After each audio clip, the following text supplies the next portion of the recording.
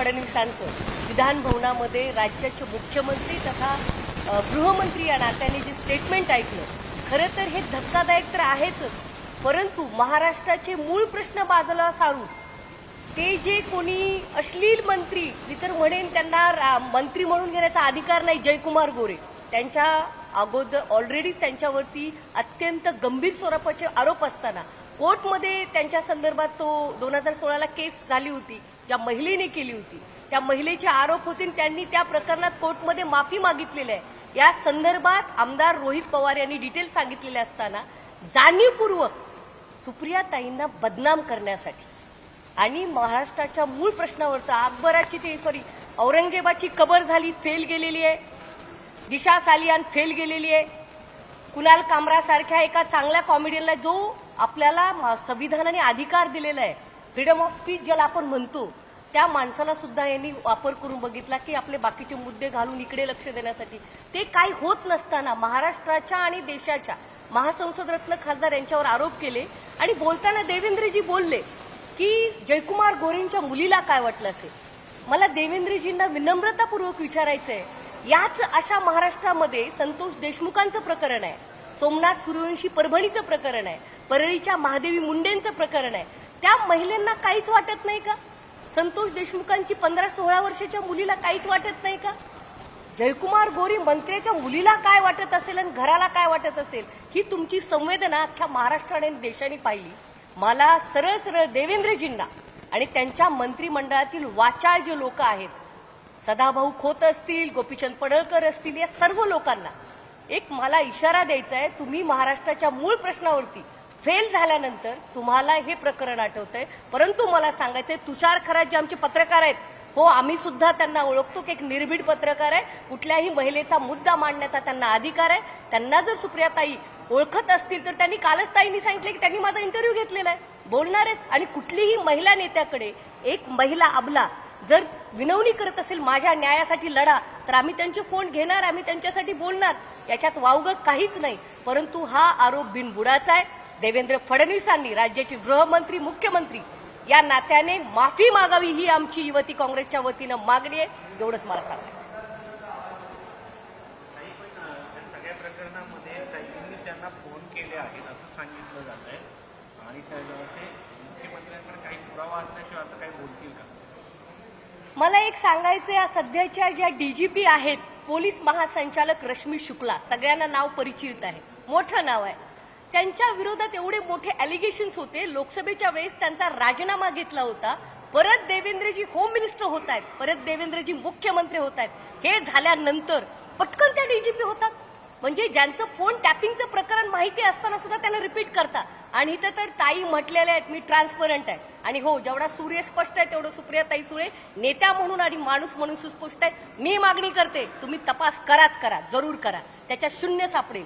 मला जर त्या कुठल्या महिलेचा फोन आला तर मी बोलणार ना. आम्ही नेता कशासाठी इथे मागणी, कशासाठी आम्ही संघटनेत काम करतो, फक्त हॅलो हाय बायसाठी अजिबात नाही. सुप्रियाताईंनी सांगितलेलं आहे की हो मी तुषार खरातांना बोललेले, ते पत्रकार आहेत, त्याच्यात वावगं काय?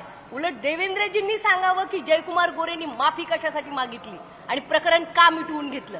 जयकुमार गोरेंनी अश्लील फोटो पाठवलेत, हे 200% सत्य आहे. उलट जयकुमार गोरेसारख्या नालायक मंत्र्यांनी राजीनामा देऊन महाराष्ट्राची गरिमा सांभाळण्याचं काम केलं पाहिजे. आणि देवेंद्रजींना नम्रतापूर्वक माझी विनंती आहे, तुम्ही एवढेच धुत्या तांदळाचे सीएम आहात, सगळा पारदर्शक कारभार आहे, तर आपल्या नाठाळ खटाळ मंत्र्यांना व्यसन घातली पाहिजे, ही माझी मागणी आहे. पण ताई, या सगळ्या प्रकरणामध्ये त्यांचं ते प्रकरण कोर्टात सेटल झाल्यानंतर हे प्रकरण का बाहेर आलं? सगळ्यात महत्वाचं ते तर म्हणतात की मी मेसेज पाठवलेच नाही. माझं असं मत आहे की ज्या महिलेत त्यांचं प्रकरण तुम्हीच म्हणताय की सेटल झालं, म्हणजे प्रकरण होतं, प्रकरण नव्हतं असं नाही. अश्लील फोटो पाठवलेत हे त्याच्यात सत्य आहे. तुमच्या प्रश्नातून मी सांगते, त्या महिलेला जर हेच मंत्री ब्लॅकमेल करत असतील, एवढेच काय, आज तुम्ही संजय राऊत साहेबांची प्रेस बघितली तर एका दलित व्यक्तीची जमीन लाटून कशा पद्धतीने अन्याय केलाय त्याच्यावर कोण बोलणार? फक्त देवेंद्रजी होम मिनिस्टर या नाठाळ मंत्र्यांना क्लीन चिट देण्यासाठी झालेत का, हा माझा प्रश्न आहे. तो संजय राठोड, ज्यांनी पूजा चव्हाण प्रकरणात सगळ्या महाराष्ट्राने देशाने बघितले, त्यांना मांडीला मांडी लावून मंत्री करता, आणि जेव्हा विरोधात असतात तेव्हा तुम्ही स्वतःच्या चित्रवागांना पुढे करून राजीनामा द्या, राजीनामा द्या, राजीनामा द्या, हा कांगावा करता. हाऊ फेल्ड होम मिनिस्ट्री, केवढं फेल्युअर आहे होम मिनिस्टरचं as a home minister of the state. It is a big failure. माझी अशी मागणी आहे, महाराष्ट्राला बदनाम करण्याचं षडयंत्र भारतीय जनता पार्टी, त्यांचे कॉलिग्स, महायुतीचे शिंदेसेना असेल, अजित पवार गट असेल, हे सगळेजण करतायत. महाराष्ट्राला त्यांनी आज अर्थसंकल्पीय अधिवेशन चालू होऊन 25 दिवस झालेत. एक महत्वाचा शिक्षणावर, सामाजिक कामावरती, राज्याच्या डेव्हलपमेंटसाठी एक मुद्दा नाहीये. कधी औरंगजेबच्या कबर उखडता. अरे 1707च्या औरंगजेबची कबर उखाडून तुम्हाला काय मिळतंय? Because you don't having a good point. तुमच्याकडे अजेंडा नाहीये. राज्य सस्टेनेबल ग्रोथसाठी अजेंडा नसल्यामुळे तुम्ही फालतू कामं करताय आणि हिंदू मुस्लिमची दरी, जातीय तणाव या राज्यात वाढवण्याचं काम कोणी केलं असेल तर ते भारतीय जनता पार्टीने. पण त्या बाईने एकजुटी घेतल्याचं पोलिसांच्या तपासात निष्फळ झालं असं सरकार सांगते. म्हणजे तिने पैसे का घेतले? तिच्यावरती जर अन्याय झाला होता तिने पैसे कशाला घेतले? माझं त्याला म्हणजे मी विथ रिस्पेक्ट तुम्हाला म्हणते, तुमचा प्रश्न आहे की तिने 1 कोटी का दिले. मी असं म्हणते, देणाऱ्याने 1 कोटी का दिले आणि 1 कोटी कॅश का द्यावी. आज आपण फोन पेला ऑटो रिक्षावाला, तुमचा फ्लावरवाला सुद्धा 50-100 रुपयाचा जरी बुके फोन पे करतो आपण, एवढी ट्रान्सपरन्सी आहे. तुमच्याकडून 1 कोटी रुपये एखादी महिला मागते आणि तुम्ही 1 कोटी रुपये निवून देता. कशासाठी? कर नाही तर डर कशाला पाहिजे? याचा अर्थ असा आहे, पाणी कुठेतरी मुरतंय आणि ते पाणी जयकुमार गोरे यांच्याकडे मुरतंय. जयकुमार गोरे आणि होम मिनिस्टरनी माफी महाराष्ट्राची मागावी आणि जयकुमारांचा राजीनामा मागावा, ही माझी मागणी आहे. बाईला गोवण्यात आलं याच्यामध्ये 100%. तुम्ही बघा, एक साधी बाई, तिला 1 कोटी रुपये तुम्ही का देताय? आज ही मला म्हणली मला 10 लाख रुपये द्या. अरे माझ्याकडे तेवढे पाहिजेत तरी 10 लाख देण्यासाठी. 1 कोटी येतात कुठून आणि तुम्ही का देता? आणि तुम्ही खरंच जर चुकीचे नाही आहात तर पैसे द्यायला काय, तर तुम्ही केस करायचे होते त्या महिलेच्या विरोधात. ही खंडणी मागते म्हणून तुम्ही केस रजिस्टर का नाही केली? तुम्ही तिला पैसे देता आणि तिला ट्रॅप टाकून अडकवताय एका अबलेला. हे तुमचं राज्य आहे? ही तुमची मर्दानगी आहे ऍज अ होम मिनिस्टर?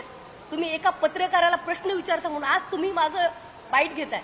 आम्ही समोर देतो. एखाद्या उद्या ही मुलगी म्हटली माझ्यावर अन्याय झाला, तुम्ही हिचं बाईट घेणार. तुम्हाला आम्ही ट्रॅप टाकायचा कशासाठी? तुम्हाला अडकवायचं?